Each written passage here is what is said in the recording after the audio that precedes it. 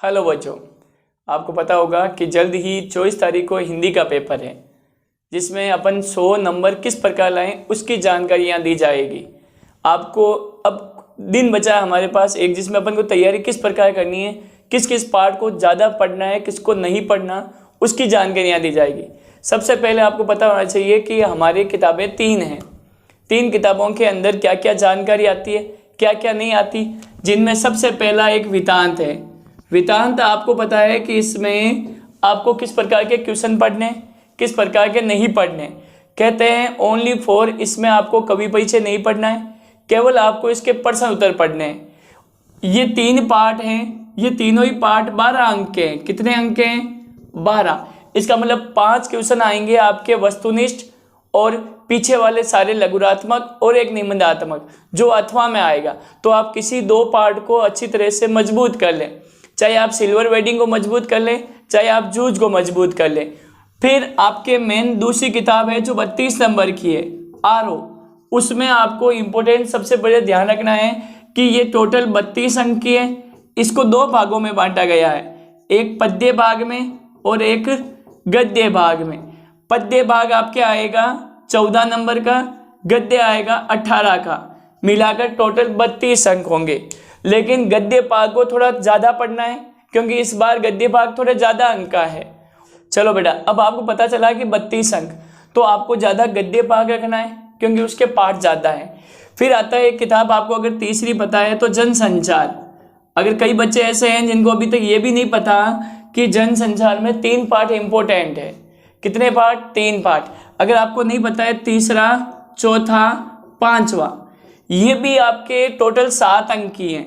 कितने अंक की? 7 अंक।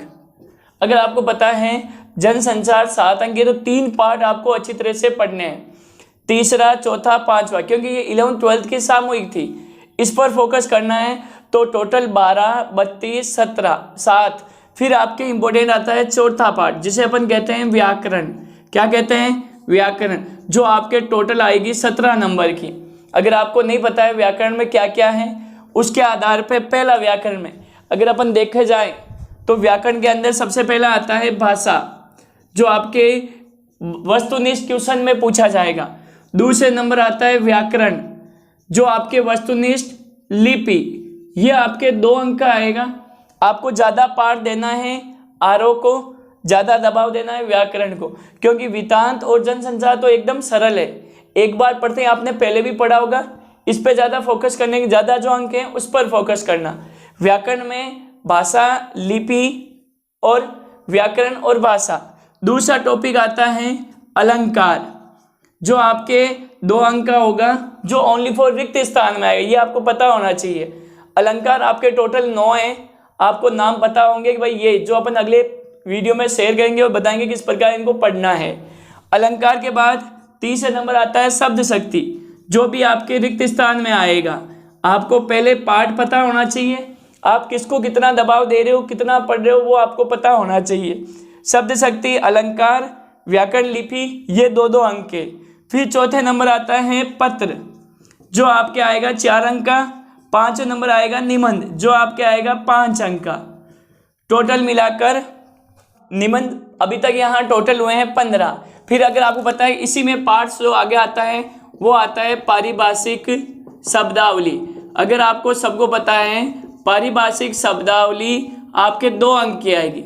अब आप व्याकरण को मिलान कर सकते हो कि टोटल व्याकरण 17 की है, जनसंचार 7 की है, आरओ का गद्य पद्य 32 का है, वितांत 12 की है। उसके बाद जो हमारे बचता है वो बचता है अपठित गद्यांश, जो आपके 6 अंक का, अपठित गद्यांश पद्यांश, जो आपके 6 अंक का, ये टोटल 12। यह हमारा पार्ट्स होगा। अब पेपर एकदम इजी आएगा, विश्वास है। आपने बहुत अच्छी तैयारी कर रखी है। आपको पढ़ना क्या है उस पर थोड़ा ध्यान दें। आपको वितांत में से 2 पार्ट बहुत अच्छी तरीके से पढ़ने हैं, चाहे आप सिल्वर वेडिंग पढ़ लो, चाहे आप जूझ पढ़ लो। अब रहा, कोई कहते हैं सर अतीत में दबे पाँव बहुत कठिन पार्ट है, तो आप उसमें वस्तुनिष्ठ प्रश्न पढ़ लो, क्योंकि बड़े क्वेश्चन जो अथवा में आएंगे तो आप किसी को भी अटेंड कर सकते हो। बात होती है पद्य की और गद्य की। तो यहाँ एक सवाल आता है 4 अंक का कवि परिचय लेखक परिचय, जो अथवा में आएगा। लिखने का एक तरीका होता है जो अपन आगे बताएंगे अपने वीडियो में, किस प्रकार लिखना है, पेपर को किस प्रकार सोल्व करना है, कौन सा जवाब कितना लिखना है, कितना क्या नहीं लिखना, उसकी जानकारी हम अगले वीडियो में शेयर करेंगे साथ में। फिर इसमें आते हैं प्रश्न उत्तर। इसमें प्रश्न उत्तर वस्तुनिष्ठ भी आएंगे क्योंकि 3 पद्य के आएंगे, 5 गद्य के आएंगे, क्योंकि यहाँ नंबर बढ़ चुके हैं। यहाँ नंबर कम थे, यहाँ 3 ही आएंगे पद्य के वस्तुनिष्ठ क्वेश्चन, लेकिन यहाँ 5 वितान में 5 आएंगे तो यहाँ 4 आएंगे। तो आपको वो चीज़ पकड़ में होनी चाहिए। छोटे क्वेश्चन पाठ परिचय आपको पढ़ना है, चाहे कुछ भी हो, कोई भी गद्य पद्य हो उसका पाठ परिचय, या आपसे कोई शब्दार्थ पूछे, सीधा सीधा पाठ परिचय के ऊपर दे रखा है। जैसे आपने तुलसीदास पाठ उठाए तो सवाल पूछा जा सकता है, तुलसीदास के लक्ष्मण परशुराम संवाद, जैसे अपन बोलते हैं, वो तो था 10th में। 12th के अंदर आता है कि लक्ष्मण मूर्छाए राम का विलाप, तो ये किस खंड से लिया गया। तो ऐसे छोटे क्वेश्चन पूछ कर नीचे ऑप्शन दे सकते हैं। तो आपको उन पाठ परिचयों का ध्यान रखना है, चाहे वो पद्य का हो चाहे गद्य का। जन संचार में 3 ही पाठ है, चौथा, तीसरा, चौथा, 5वां, जिसमें प्रश्न उत्तर पूछे जाते हैं। आप आराम से तीनों पाठ पढ़ सकते हो। पहला आता है पत्रकारिता क्या होती है, प्रिंट मीडिया क्या होता है, जनसंचार में अगर आपको रेडियो की खूबियां खामियां, आपसे पूछा जा सकता है इंटरनेट पत्रकारिता क्या है, आपसे पूछा जा सकता है पत्रकार क्या होता है, आपसे पूछ सकते हैं विभिन्न माध्यम लेखन के लिए क्या क्या होता है, आपसे पूछ सकते हैं विषय क्षेत्र कौन कौन से हैं, उस पर आपको विशेष ध्यान देना है। उनमें से आपको छोटे क्वेश्चन 2 क्वेश्चन तो इसमें वस्तुनिष्ठ पूछे जाएंगे, 2 क्वेश्चन, एक सवाल आपसे लघुरात्मक 2 नंबर का पूछा जाएगा, एक सवाल आपको 3 नंबर का पूछा जाएगा बड़ा क्वेश्चन। तो ये ऑटोमेटिक पेपर के अनुरूप ढाल रखा है। तो आपको ज़्यादा फोकस आरोप पे देना है, जनसंचार। अब रही इंपॉर्टेंट सर व्याकरण भी है। व्याकरण में पहला जो टॉपिक है वो आपको केवल वस्तुनिष्ठ में ही पूछा जाएगा। रिक्त स्थान में 3 टॉपिक पूछे जाएंगे, अलंकार, शब्द शक्ति और पारिभाषिक शब्दावली, जिनके 2-2 हैं। पारिभाषिक शब्दावली अगर आपको पढ़नी है तो आपके जनसंचार के पीछे दे रखा है, एक पेज में कम से कम 20 शब्द, उन पर थोड़ा फोकस करना है। क्या पता वही उनमें से एक वर्ड पूछ ले। एक वर्ड वो जो बचा है जो अल्फाबेट के अक्षरों में दे रखा है, जो अपन हमेशा यूज में लेते हैं अंग्रेजी में, लेकिन हमें उन अंग्रेजी शब्दों का हिंदी में अनुवाद नहीं आता, तो उस पर थोड़ा फोकस करें।